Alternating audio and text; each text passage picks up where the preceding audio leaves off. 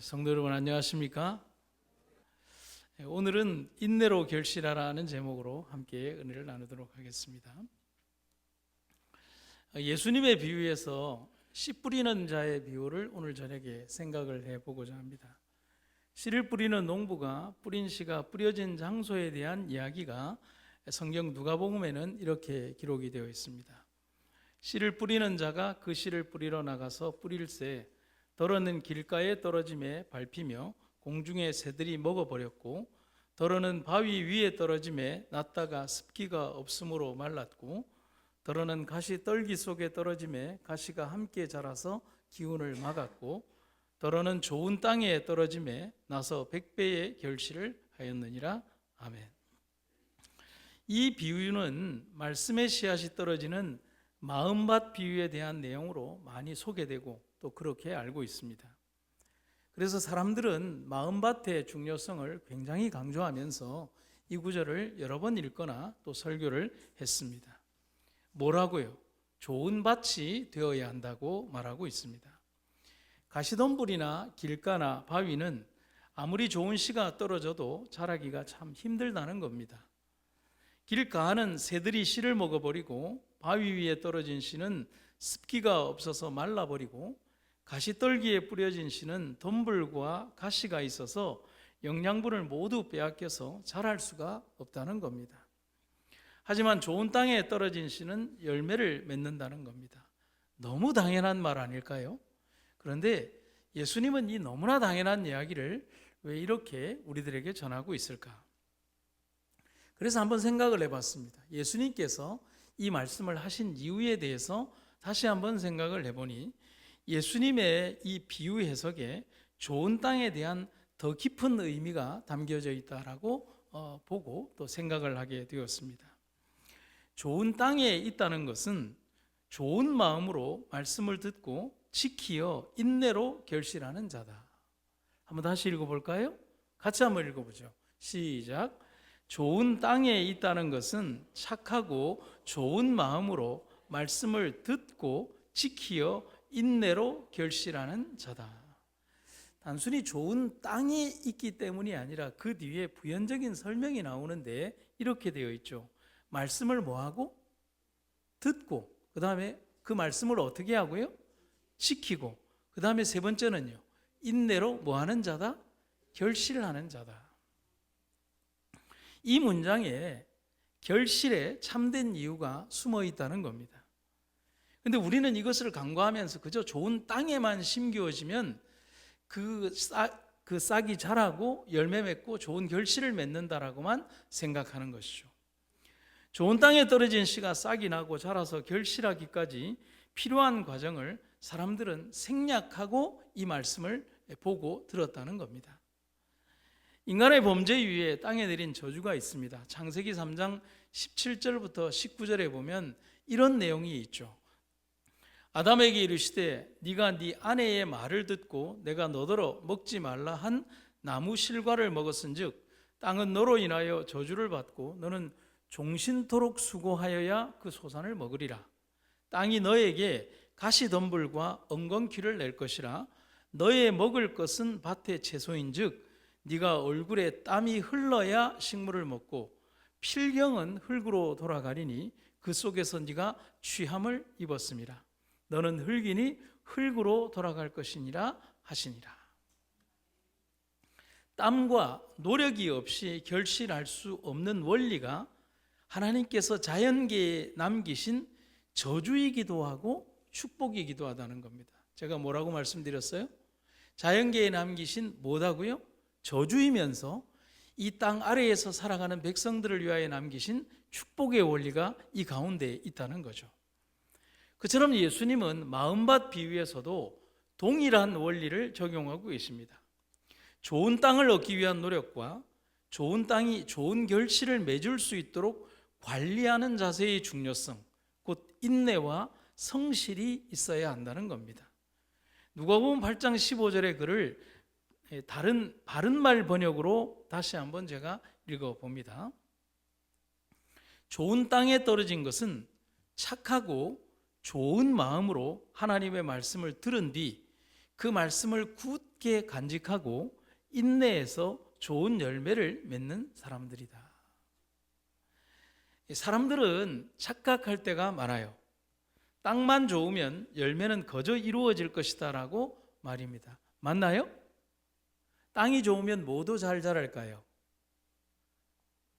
풀도 잘 자라죠.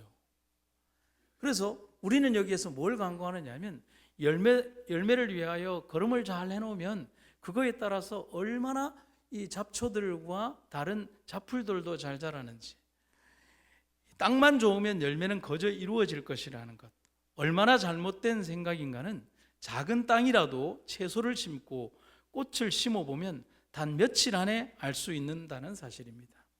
열매는 거저 이루어지지 않는다는 사실을 말입니다. 안 좋은 환경에 심겨진 악조건의 상황은 좋은 밭에 심겨진 씨앗도 모두 극복해야 하는 현실입니다. 가시덤불, 잡풀, 여러 가지 환경, 그런 조건들, 자연적 환경들, 아무리 좋은 환경에 심겨졌다 하더라도 물을 주지 않으면 어떻게 될까요? 그럼 말라 죽겠죠. 똑같은 환경적 요인들도 좋은 밭에 심겨진 그런 씨앗들도 가지고 있다는 사실을 우리는 간과해서는 안 된다는 겁니다. 좋은 밭에 심겨진 씨앗을 생각해 봅시다. 새가 와서 씨앗을 파먹지 않도록 어떻게 해야 합니까? 잘 둔덕을 해서 묻어야 합니다. 습기가 마르지 않도록 자주자주 물을 퍼날라야 합니다. 덤불과 잡초가 자라서 기운을 빼앗아가지 않도록, 햇빛을 가리지 않도록 매일매일 풀을 뽑고 관리를 해야 합니다. 이게 나쁜 밭에 심겨진 씨앗에 대한 겁니까? 좋은 밭에 심겨진 씨앗에 대한 얘기를 하고 있는 겁니까? 좋은 밭에 씌어진 씨앗이 발하고 자라고 열매 맺게 하기 위해서 해야 되는 노력을 말하는 겁니다. 좋은 땅은 아무런 노력 없이 내가 원하는 층에 편하게 나를 데려다주는 엘리베이터와 같은 게 아닙니다. 그런데 사람들은 그렇게 생각합니다. 밭만 좋으면 열매가 그냥 생긴다고 생각합니다. 버튼만 누르면 되는 엘리베이터처럼 그렇게 열매 맺는다라고 생각하면 참 큰 오산에 사로잡힌다는 겁니다. 착각이죠. 엄청난 착각이죠. 그래서 마음밭 비유는 좋은 밭을 만들기 위한 네 가지의 깊고 어려운 과정임을 알아야 하는 것입니다. 그 이유는 그래요. 사단이 사람들이 잘 때 와서 곡식 가운데 가라지 씨를 뿌리고 갔다. 마태복음 13장 25절. 좋은 밭에 심겨졌지만 이 사단이 와서 그 좋은 씨가 자라지 못하도록 그 좋은 씨 옆에다가 뭘 뿌리고 갔다는 거예요? 가라지 씨를 뿌리고 갔다는 거예요. 좋은 밭이 무슨 밭이 되도록 하기 위하여, 나쁜 밭이 되게 하기 위하여 그렇게 했다는 것입니다. 그처럼 뿌리지 않아도 잘도나는 잡초들은 생명력이 강하고 어디든지 자라고 밭을 막칩니다. 제가 시골에서 살면서 정말 깜짝 놀랐던 것은 풀만 뽑으면 되는 줄 알았어요. 그런데 이 풀의 생명력을 제가 간과했던 거죠. 옥수수 심고 풀 뽑고 그렇게 해서 그 지긋지긋한 그 옥수수 옆에 난 풀들을 뽑아서 이렇게 둔터기를 해서 이렇게 뽑아 놓으면 알아서 죽는 줄 알았는데, 그 위에다가 잡초를 던져 놓으니까 그걸 베이스로 삼아서 또 거기에다 뿌리를 내리더라고요. 저는 깜짝 놀랐어요. 이렇게까지 생명력이 있구나. 그런데 여러분, 우리가 애지중지하는 씨앗들은 뿌리를 뽑으면 그 아무리 던져 놓는다고 삽니까 안 삽니까? 안 살아요. 그렇지 않아요. 가라지는 그런데 살아요. 그래서 굳이 예수님은 나쁜 터에 뿌려진 씨가 자라지 못하는 이유에 대해서 우리에게 이렇게 부연적으로 설명을 합니다. 길가에 있다는 것은 말씀을 들은 자니 이에 마귀가 와서 그들로 믿어 구원을 얻지 못하게 하려고 말씀을 그 마음에서 빼앗는 것이고, 바위 위에 있다는 것은 말씀을 들을 때에 기쁨으로 받으나 뿌리가 없어 잠깐 있다가 시험을 받을 때에 배반하는 자요.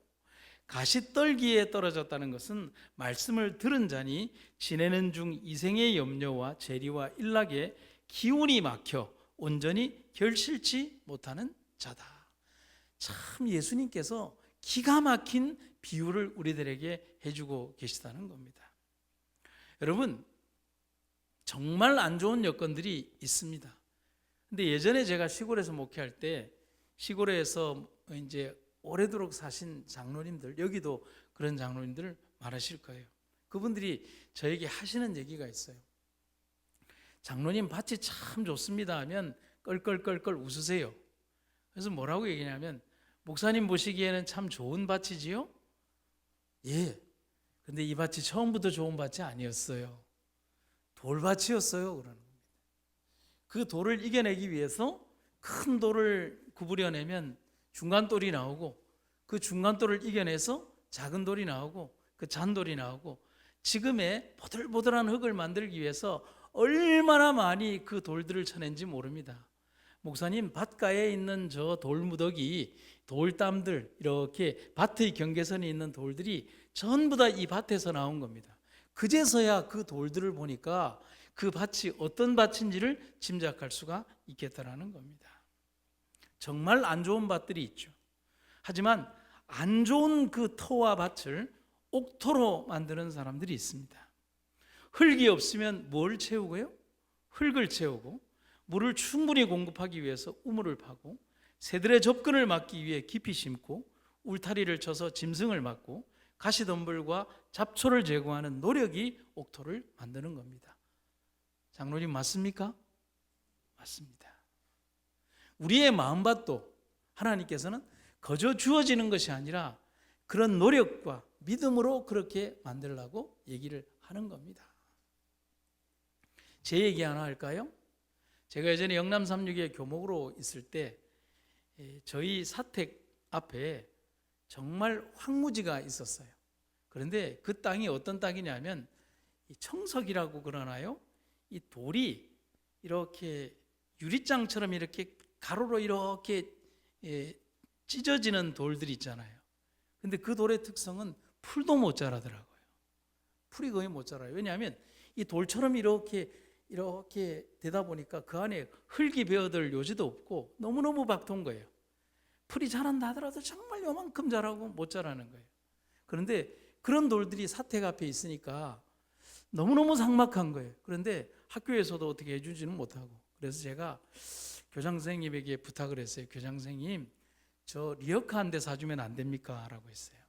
그러니까 그렇게 하래요. 그래서 리어카를 이제 대구 시내에 가서 하나 사오고, 그 리어카라고 해서 큰 리어카 말고 여러분 그 녹색 리어카인데 바퀴 2개 달린 거 있지 않습니까? 하나 외발 말고 2개 달린 바퀴. 그 다음에 제가 또 부탁을 했어요. 교장 선생님, 저기 운동장에 테니스장 만들고 남겨놓은 이 마사토가 있는데 저거 제가 좀 퍼서 써도 됩니까? 라고 했어요. 그러니까 뭐 하려고 그러냐 그래서 그냥 쓸 데가 있는데 좀 써도 되냐고 하니까 마음대로 쓰라고, 어차피 저것 때문에 골치 아프다라고 하는 겁니다. 그래서 그 흙을 이제 새벽에 한 5시쯤 일어나서 저희 사택에서 곳까지가 한 150m에서 한 200m 정도 되는 것 같아요. 길도 조금 이렇게 좋지는 않은데 거기에서 매일 한 20수레씩을 이렇게 져다 왔어요. 이렇게 오면 그렇게 크지 않은 수레니까 그래도 무거워요. 한 20-30kg 되니까. 그렇게 하면 이제 온몸이 땀해졌죠. 흙을 가져다 놓고, 근데 그 흙만 가져다 놓은 게 아니라 거기다가 뭘 심고 싶었냐 하면 사택 앞에 파란 잔디밭을 만들고 싶었어요. 그런데 잔디를 거기에 심는다고 한들 어떻게 할 수가 없잖아요. 잔디가 자라겠습니까? 그 땅에. 그래서 어떻게 했냐면 또 교장 선생님한테 가서, 교장 선생님, 본관 뒤에 보면 잔디가 이렇게 잘 자랐는데 잔디 저렇게 놔두면 교장 선생님 뿌리가 약해서 죽습니다. 아, 그래요? 그럼 어떻게 합니까? 제가 쭉 이렇게 가면서 잔디를 이렇게 떼어내면 이놈들이 살려고 막 발버둥 쳐서 더 건강해집니다 라고 했어요. 어디서 들은 건 있어가지고. 아, 그러면 떼가세요 그러는 것입니다. 그래서 학교에서 원형톱을 빌려와서 그 원형톱으로 이렇게 쭉쭉 잘라가지고 이제 그것을 떴습니다. 근데 어떻게 떴냐면 그냥 떠오면 안 되고 깊이를 한 30cm씩 떴어요. 그러니까 뿌리만 뜬 게 아니라 그 뿌리 밑으로 흙을 한 30cm까지 해서 그대로 이만큼을 떠왔어요. 그리고 그걸 갖다가 이제 이렇게 일렬로 쭉 한 다음에 한 30cm, 20cm 정도를 띄고 또 일렬로 쭉 한 다음에 그 다음에 그 중간을 뭘로 채웠을까요? 마사토로 채우고 또 산에 가서 산흙을 긁어와서 채우고 갈비를 긁어와서 거기를 채웠어요. 그렇게 해놓고 나서 쫙 해놓고 나니까 그럴싸한 거예요. 그런데 이 깊이가 이미 30cm 정도 나와버린 거예요.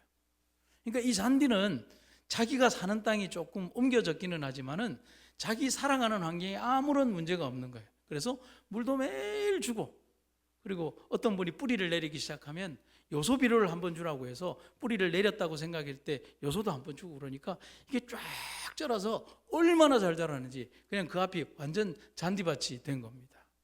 그 재미가 들려서 우리 사택과 교장선생님 사택 사이에 한 50평, 60평 되는 큰 터가 있는데 거기에도 또 그렇게 잔디를 심었어요.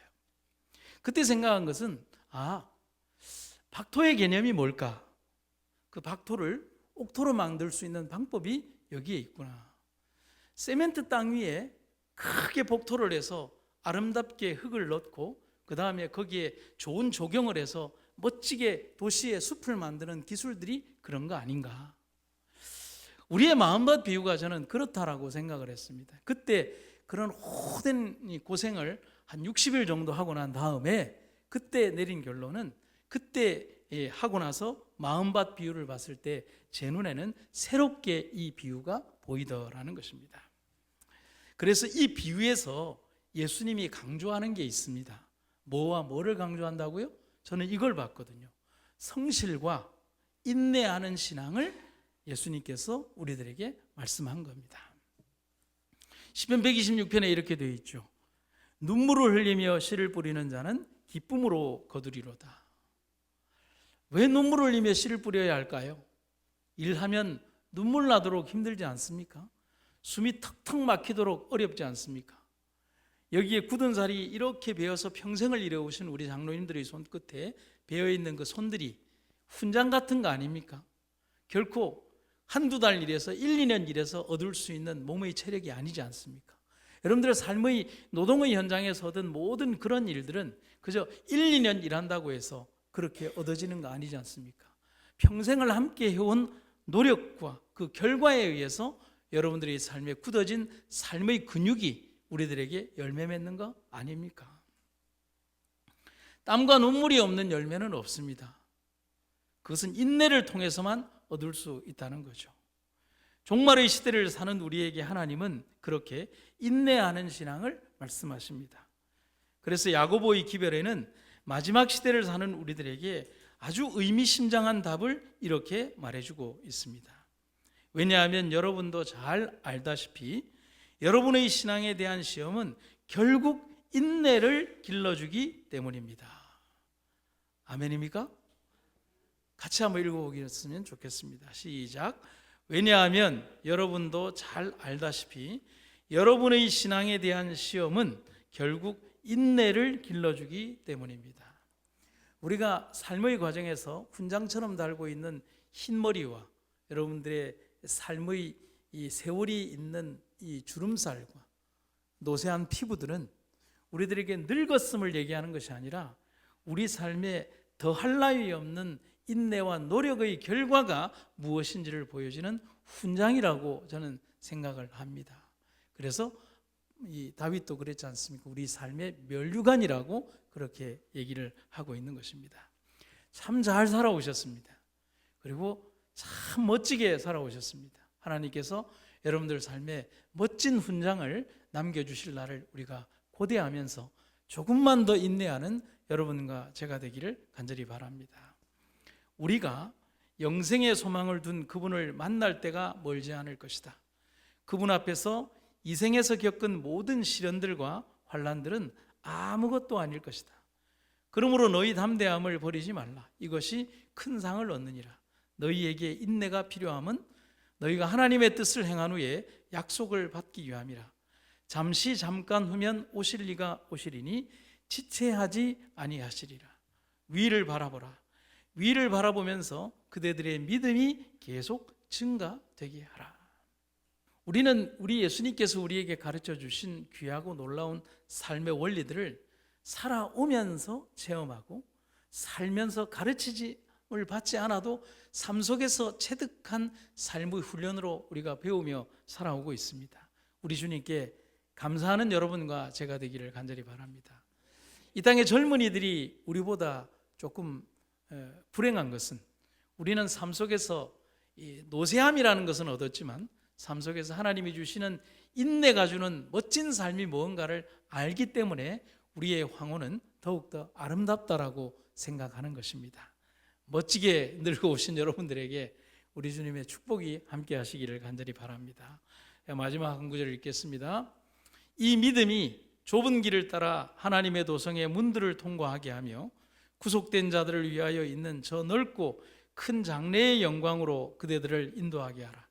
그러므로 형제들아 주의 강림하시기까지 길이 참으라.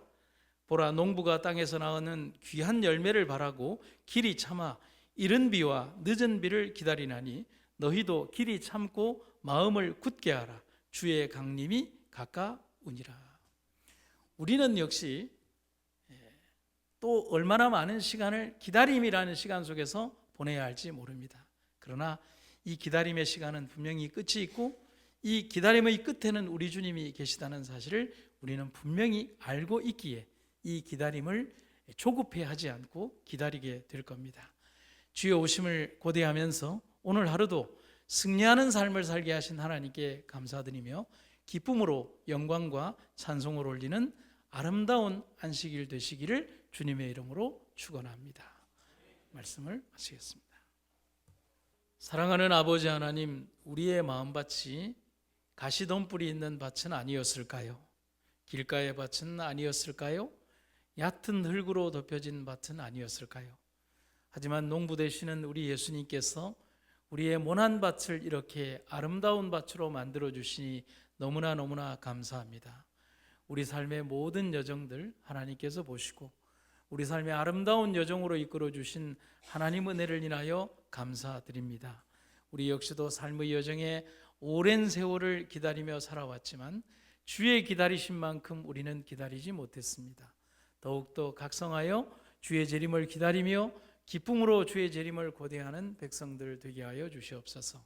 오늘도 여전히 우리를 바라보시며 내가 너희를 위하여 하늘에 이 거할 곳을 준비하러 왔노라 하고 말씀하신 약속의 말씀이 오늘 우리에게 가장 큰 힘이 되게 하여 주시옵소서. 주의 놀랍고 아름다운 은혜가 이 안식일 온 시간마다 함께 하시기를 간절히 구하며 예수님의 이름으로 기도드립니다.